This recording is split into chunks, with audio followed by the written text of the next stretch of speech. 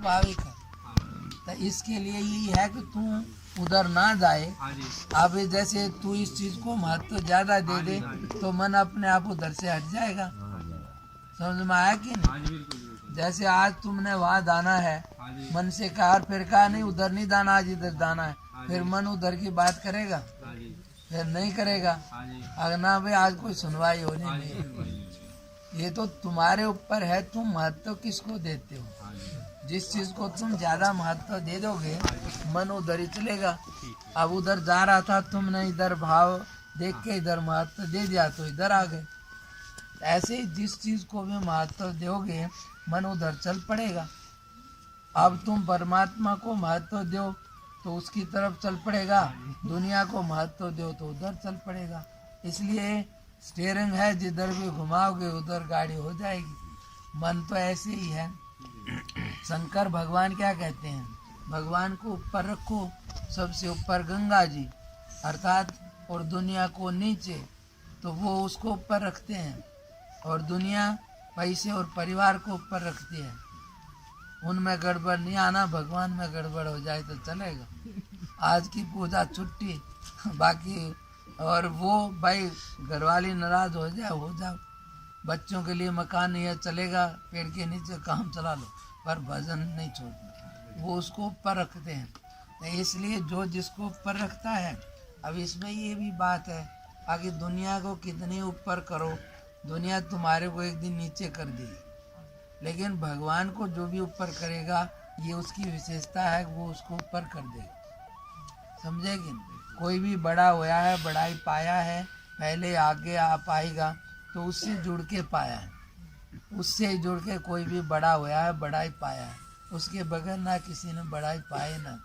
दुनिया के चक्कर में तो जो पड़ेगा, दुनिया तो बाद में जो भी इसके चक्कर में पड़ेगा उसको जेल देगी या फिर पागल खाना देगी। दुनिया के चक्कर में दो ही तीन इंतजाम है, या तो खुदकशी करेंगे या पागल खाने में जाएंगे या जेल में जाएंगे। जितना भी पूरा इतिहास को देख लो, दुनिया के पीछे जो ज़्यादा पड़े, ज़्यादा चक्रों में, उनमें यही होता है। लेकिन फिर भी ये माया का खेल है, जाएंगे सब उधर ही दिखता है।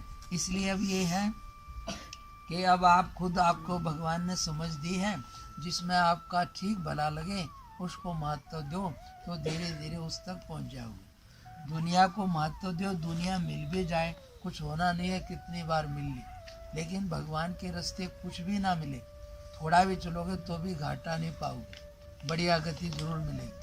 तो इसलिए और एक बार पूर्णता पा जाओ तो हमेशा के लिए झंझट मिट जाएगा, हमेशा के लिए। और नहीं तो दुनिया तो कितनी बार मिल ली, कितनों के राजा हो गए, आज तक किसी का कोई झंझट मिटा नहीं। इसलिए ये मनुष्य जीवन है, ये हमारा जो सच्चा है, अपना है, उसको जानने के लिए और उसको अनुभव करने के लिए ये है। इसलिए हमारा अपना सच्चा, हमारा आत्मा वही भगवान है, वही है, ऐसा समझ लें और हम उसको महत्व दें तो हम अपने आप में सुखी हो जाएंगे। अपने से ही आदमी सुखी होता है। तुम इन चीज़ों को ज़्यादा महत्व देते हो ना, तो दिन रात जो,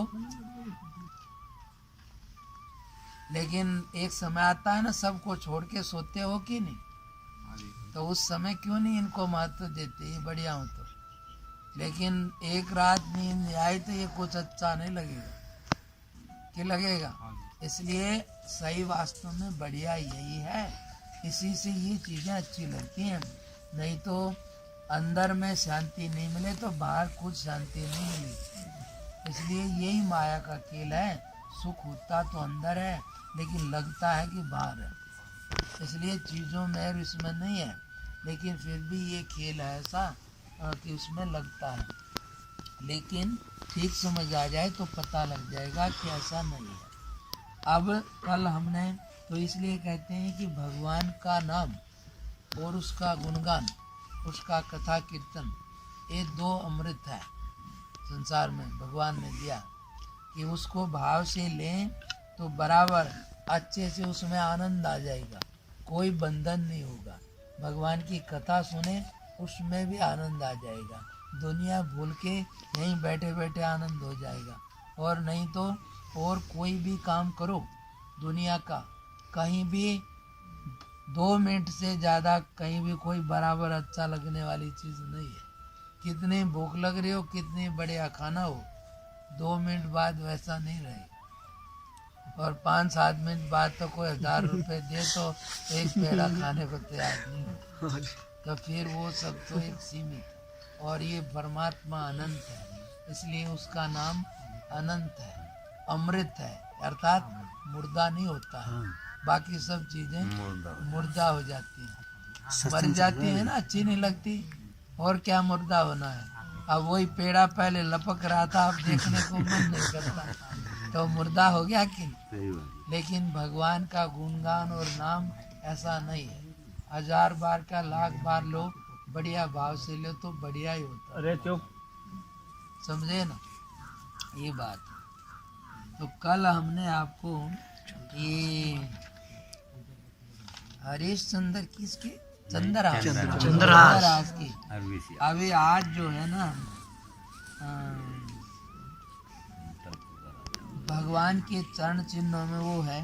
अब देखो हमारे यहाँ बहुत से अवतार हैं, इनको आप सुन लो।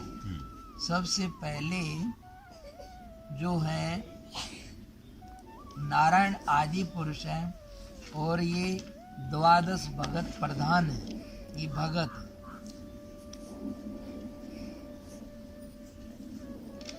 विधि जानते हो, विधान से सब चलता है, इसलिए उसको विधाता बोलते हैं। विधि यानी ब्रह्मा जी, पहला अवतार ब्रह्मा जी